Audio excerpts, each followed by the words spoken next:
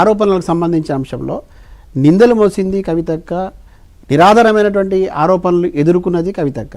ఈ ఆరోపణలు ఎదుర్కొన్నప్పుడు ఎంతవరకు ఓపికగా ఉండాలంతవరకు వెయిట్ చేసిన తర్వాత ఇక వాళ్ళ ఆగడాలకు అడ్డు లేకుండా పోయిన సందర్భం లోపల మరి వాళ్ళ చిత్తశుద్ధి ఉంటే కూడా నిరూపించుకోవాలి కదా. కాబట్టి న్యాయస్థానాలు నమ్ముతాను, చట్టం మీద నాకు గౌరవం ఉంది. కాబట్టి నేను ప్రజల్లో ఉండేటటువంటి ఒక ప్రజానాయకురాలుగా చాలా క్లియర్గా నేను చెప్పదలుచుకున్న అంశం ఏమిటంటే, ఎక్కడెక్కడైతే అవినీతి అక్రమాలకు పాల్పడుతున్న వాళ్ళు వాళ్ళకి సంబంధించిన వాళ్ళ మీద చర్యలు తీసుకోవాలి ఒకటి. రెండోది, నా మీద ఏదైనా ఆరోపణలు చేస్తున్నారో మీరు రుజువు చేసేటటువంటి పరిస్థితి ఉంటే మీరు చేయండి. ఊరికే ఆరోపణలు చేస్తామనే పద్ధతిలో కూర్చుంటే చూస్తూ ఊరుకోరనే విషయాన్ని చాలా స్పష్టంగా వాళ్ళు చెప్పడం జరిగింది. రెండో అంశం ఏమిటంటే, ఇవాళ మీరు ఒక మాట చెప్పినారు, ఎవరైతే మాట్లాడుతూ ఉన్నారో ఎవరైతే మాట్లాడిస్తున్నారో ఆ మాట్లాడించిన వాళ్ళు నేను ఇట్లానే మాట్లాడిస్తా, ఆ మాట్లాడే వాళ్ళు అట్లానే మాట్లాడతారు, కానీ మీరు మాత్రం ఇవన్నీ మోసుకుంటూ కూర్చోవాలనే పద్ధతిలో ఇవాళ మా పైన ఒక రకమైనటువంటి దాడి జరుగుతూ ఉన్నది. కవితక్క వ్యక్తిత్వ హరణానికి సంబంధించి కానీ ఆమె రాజకీయ జీవితానికి సంబంధించి ఆమె జీవితమే తెరిచిన పుస్తకం. చాలామంది ఇవాళ కొంతమంది మాట్లాడుతున్నారు, ఆ ఉద్యమ సమయంలో కూడా ఆమె ఏదో అట్లా చేసింది ఇట్లా చేసింది. ఉద్యమ సమయం నుంచి ఇవాటి వరకు కూడా ప్రజల మధ్యనే ఉంది, ప్రజల కోసమే పనిచేసింది, ఈ ప్రాంత అస్తిత్వం కోసం పోరాడింది, ఆత్మగౌరవం కోసం పోరాడింది, రేపు ప్రజల సంక్షేమం కోసం పోరాడుతుంది, రేపు ప్రజలు బాగుండాలని పోరాడుతూ ఉంది. ప్రభుత్వానికి కూడా సూటిగా ఈ సందర్భంగా చెప్పదలుచుకున్నా, ఎవరైతే ఆరోపణలు ఎదుర్కొంటున్న వాళ్ళు ఉన్నారో ఆ ఆరోపణలు ఎదుర్కొంటున్న వాళ్ళకి సంబంధించి ఫిర్యాదులు వస్తున్నాయో ఆ ఫిర్యాదులను పరిశీలించి చర్యలకు తీసుకోవడంలో ప్రభుత్వం కూడా వెనకడుగు వేయొద్దు.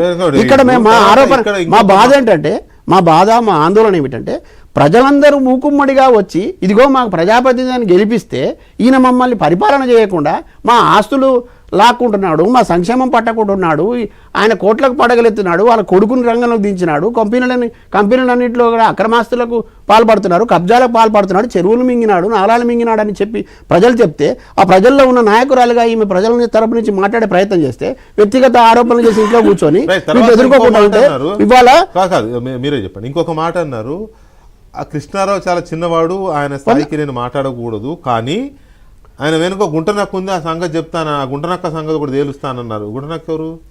గుంటనక్క ఎవరో ఆ గుంటనక్కకు తెలుసు, ఇక్కడ ఉన్నటువంటి నాయకులందరికీ తెలుసు, తర్వాత ప్రజలకు బాగా తెలుసు ఆ గుంటనక్క ఎవరు, ఎవరు ఆడిపిస్తున్నారు, ఎవరు ఆడుతున్నారు చాలా స్పష్టంగా తెలుసు.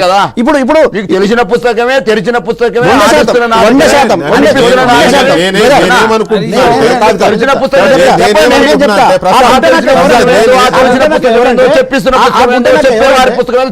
నేను అక్కడికి వస్తున్నా. మనం చాలా స్పష్టంగా మాట్లాడుకోవాలి. గుంటనక్క ఎవరు అంటే, ఏ పార్టీలోనైతే ప్రజాప్రతినిధులు ఉన్నారో, ఏ పార్టీలోనైతే నాయకులు ఉన్నారో ఆ నాయకుల మీద వస్తున్న ఆరోపణలకు ఆ పార్టీ వాళ్ళు మాట్లాడకుండా వేరే పార్టీ వాళ్ళతో మాట్లాడించే ప్రయత్నం చేస్తున్నవాడు గుంటనక్క.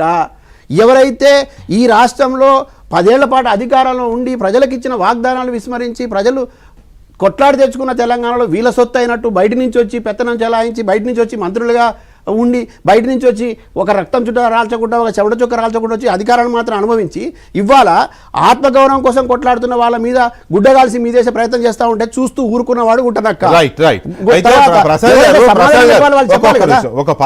ఒక పార్టీ ఉంది అంటే, ఒక రాజకీయ పార్టీ ఉంది అంటే, ఆ రాజకీయ పార్టీలో ఉన్న